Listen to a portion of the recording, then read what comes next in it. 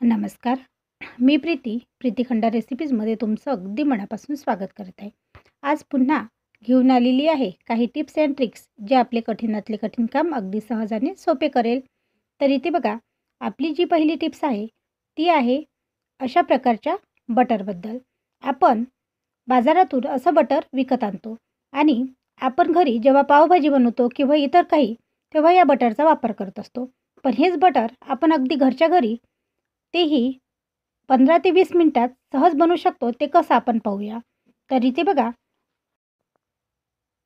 आपल्याला इथे साय लागणार आहे. इथे बघा, मी 3 ते 4 दिवसाची साय जमा केलेली होती. ती साय आपल्याला एका पॉटमध्ये घालून घ्यायची आहे.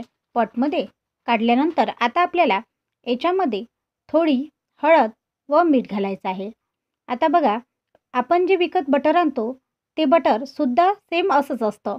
फक्त तुम्ही एकदा घरचं बटर ट्राय करा आणि मला कमेंट करून कळवा की तुम्हाला घरच्या घरी हे बटर कसं वाटलं.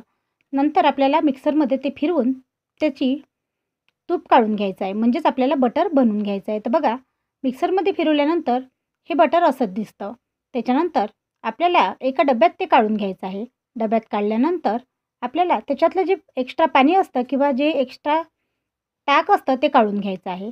मी ज्याप्रमाणे व्हिडिओमध्ये दाखवत आहे त्याचप्रमाणे आपल्याला करायचं आहे. आता बघा, पूर्ण पाणी काढल्यानंतर आणखी आपल्याला याला असं प्रेस करायचं आहे. प्रेस केलं की जे एक्स्ट्रा आणखी पाणी आहे ते पाणी वर येतं व बटर आपलं खाली राहतं. हे पाणी काढून घेऊन नंतर आपल्याला हे बटर सेट करायसाठी 10 ते 15 मिनटं फ्रीझरमध्ये ठेवायचं आहे. आणि तुम्ही बघू शकाल की फ्रीझरमध्ये ठेवलं की हे बटर अगदी बाहेरून आपण जेव्हा विकत आणतो तसंच हे आपल्याला दिसेल. तर इथे बघा, हे बटर सेट झालेलं आहे. आता तुम्ही हे पावभाजीसाठी म्हणा किंवा तुम्ही ज्याच्यामध्ये बटर वापरता त्याच्यामध्ये घरच्या घरी बनवलेलं बटर नक्कीच वापरू शकता. ही टिप्स तुम्हाला कशी वाटली कमेंट करून कळवायला विसरू नका. इथे बघा, जी दुसरी टिप्स आहे ती आहे अशा प्रकारचे लसूण व ओव्याबद्दल. आता आपल्या घरी जर लहान बाळ असेल तर त्याला नेहमीच सर्दी होते आणि जेव्हा सर्दी होते तेव्हा आपण त्याला दवाखान्यात नेतो. पण दवाखान्यात नेण्यापूर्वी हा एक उपाय घरच्या घरी नक्की करा. आपल्याला हा लसूण व जे ओवा आहे तो तव्यावर गरम करून घ्यायचा आहे. गरम केल्यानंतर आपल्याला एक नॅपकिन घ्यायचा आहे आणि त्या नॅपकिनमध्ये हा ओवा व ही जो लसूण आहे तो घालायचा आहे आणि त्याची अशी एक पुसंडी बांधायची आहे.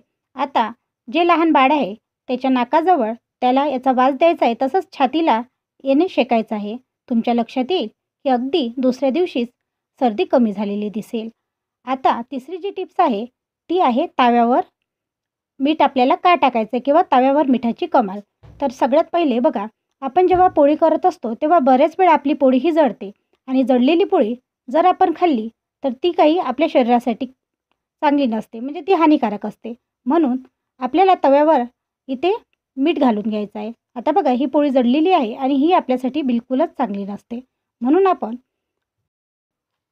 जेव्हा कधीही आपली जर पोळी तव्यावर जळत असेल तेव्हा तवा गरम झाला की त्याच्यावर एक चम्मच आपल्याला मीठ घालायचं आहे.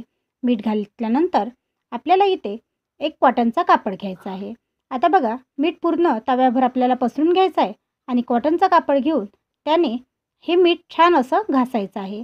आता बघा, घासल्याने काय होईल तर या तव्यावर चढलेला जंग म्हणा किंवा जो आपला तवा खराब झालेला आहे तो या मिठाने निघून जाईल व आपला तवा हा स्वच्छ होईल. आणि आता हे मीठ आपल्याला काढून घ्यायचं आहे आणि इकडे तुम्ही तवा बघू शकता. आणि आता या तव्यावर आपण पोळीही करून पाहू. बघा, मी इथे ही पोळी करून घेतलेली आहे आणि आता तुम्हाला मी शेकूनसुद्धा दाखवणार आहे. मिठाने तवा घासल्या कारणाने हा तवा स्वच्छ झाला आहे, म्हणून याच्यावर आता ही पोळी जळणार नाही व आपली पोळी ही छान बनेल. नक्की ट्राय करा. व्हिडिओ आवडल्यास चॅनलला लाईक, शेअर व सबस्क्राईब करायला सुद्धा विसरू नका. असेच नवनवीन व्हिडिओ मी तुमच्यासाठी घेऊन येणार. धन्यवाद.